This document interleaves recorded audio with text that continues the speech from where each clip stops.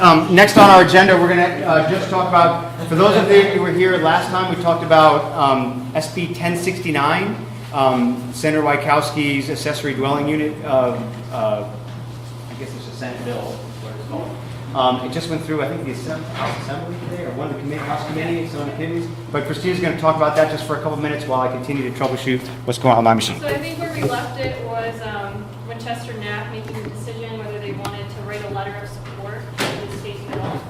And I just wanted to come back and look at the bill language and just quickly talk about what that would mean, what you're supporting. So basically the bill changes the term from secondary units to accessory dwelling units, and it really helps to ease the burden of building these granny units, whether it be attached or detached on existing homes. So currently under a lot of city law, there's duplicate, I can't talk today. So you have to have two forms of utility lines. So on the original house and on the accessory dwelling unit, you have to have two utility lines. So it would get rid of that burden. It would get rid of fire sprinkler requirements, and also have exceptions for parking requirements if the home is located within a half-mile of transit. Not really anything that addresses, I know someone mentioned a concern about temporary uses. Doesn't really address that, like Airbnb. The bill doesn't address that concern. But it does help to ease parking requirements and just construction issues that happen. And additionally, I did just want to mention that there's another bill being brought, AB 2299. So that bill actually mandates cities to ease their parking requirements on ADUs. So it's a mandate. If you want more information on that bill, let me know. I just wanted to mention that briefly. And then thirdly, City of San Jose prioritized their current ADU city code. So it was scheduled to be brought in front of City Council in June. That's been deferred.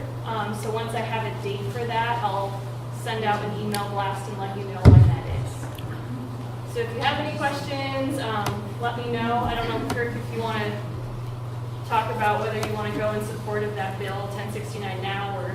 Well, I'd like to, I wasn't here last meeting and there was some discussion about, had a bunch of questions about it. Are all those questions that people had answered, and are we comfortable with supporting that bill as an organization? I would like to support it. I just put out there, I would like to do that if you guys are comfortable, but again, it's up to the membership to decide that. Does the text of the bill put up on the NAC site or anything? I actually put together a summary of you with the bill text and the link to the actual bill link. So I already shared that with Kirk, so he can maybe share that with Kirk. Yeah, I'll make sure it gets put up. It's on the Senate, John White, what is it? Yeah. Link off of his page. Yeah. But we don't have it up on our site at this time. Yeah. Well, maybe you could Yes. sort of recap it. So the city can either opt in or not opt in. Correct. Yes, that's correct. What is the city's current thinking? Do you know? I'm not sure. So if it's if the houses are within a half a mile of a transit corridor Current or planned transit lines? line. Yes. Okay. So Winchester would be a transit line, right? Transit corridor. It's not. I don't think that would qualify. Yeah, and I don't want to make assumptions about the actual bill text. So I can, I'm assuming that wouldn't count as a transit line. But let me go back and look at the actual bill I language. think that the idea is that if there is public transportation, Yeah.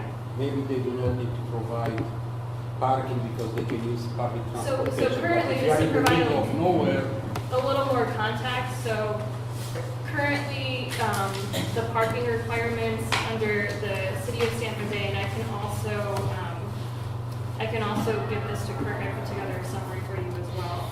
So you need one open or covered parking space in addition to the 2 parking spaces that are required for city. So I know I've talked to a few residents in District 1 that want to have an accessory but they find the parking requirements pretty burdensome. But with that, I also understand, you know, people will drive, different streets are really experiencing a lot of parking issues. So the bill tries to accommodate both of those concerns by really allowing cities to minimize the parking requirements under their current code by limiting or, you know, loosening up the restrictions for parking requirements near transit lines. So I don't know what transit line is defined as, and I'm assuming it's just public transportation infrastructure. But I don't know. I think Winchester would qualify. Okay. Transit lines to do that. Okay. Well, Dr. Kirk, I would tell you that I have not yet decided personally. Okay. Because, I mean, I'm sort of thinking of it two different ways.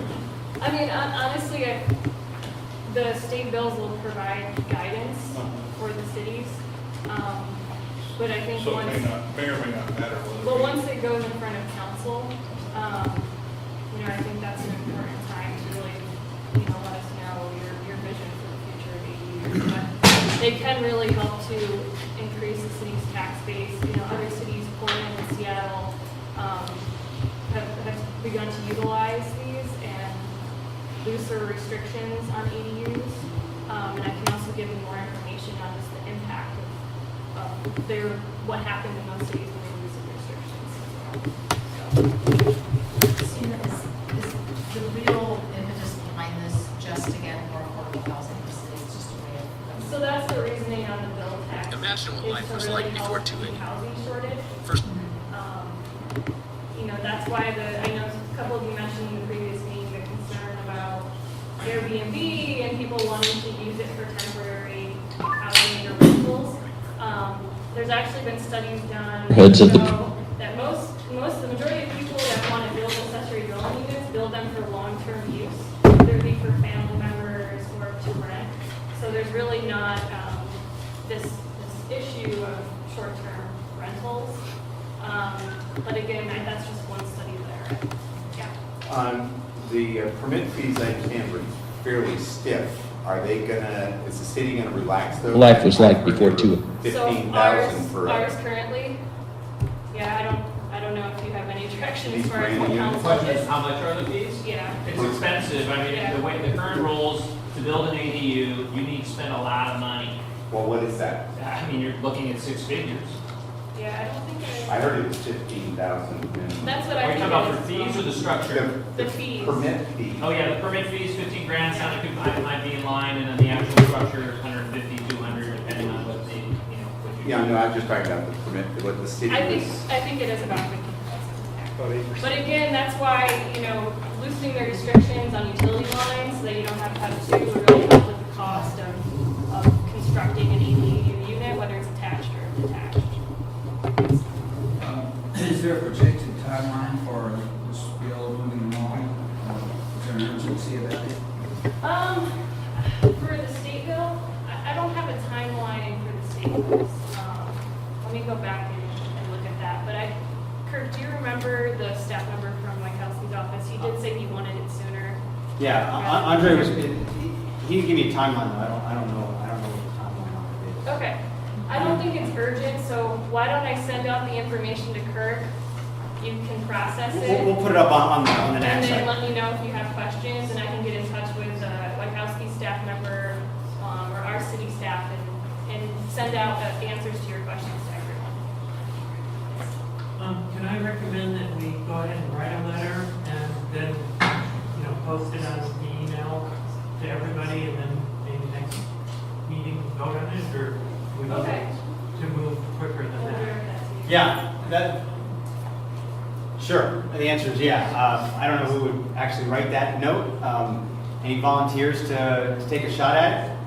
Daphne, you raising your hand as a question, or you're a volunteer? volunteer to Oh, great. take a shot. Oh, thank you. Excellent. All right, so the answer is yes. By either next meeting or when we send the minutes out from this meeting, we'll attach that letter as well. Okay? So just moving along. Any other questions on that before you get back on track? I think technology's working with me now. We'll cross your fingers. We'll see. So what are you doing in